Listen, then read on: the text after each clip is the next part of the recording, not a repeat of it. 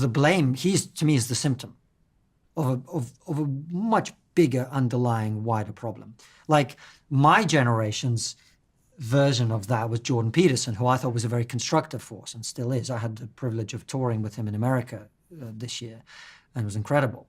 And he's a very positive, constructive person. But the more you try to prevent men from being men, the more you're going to get the backlash. And I think people joining Islam, following these hyper-masculine influences, going to, like, one of the reasons, if you notice, loads of guys are like now into going to the gym and being like, not just going to the gym to like be healthy, but like they're buff, right? Because that's one of the very few acceptable ways for men to be men in modern society, right? Because the things that we conventionally would associate with masculinity, you know, strength, confidence, aggression, dominance, etc., they're kind of looked down upon for guys nowadays, right? And so, well, at least I can go to the gym and I can look buff, right? It's so true. I was just thinking about the people my father might have looked up to. He's from Coventry. And from my memory of his idols, they were like rock stars in bands. Yeah. They were like skinny, like probably smoked some weed. They all had long hair. My dad had long hair as well, like this, down to his shoulders, when I saw some old photos of him.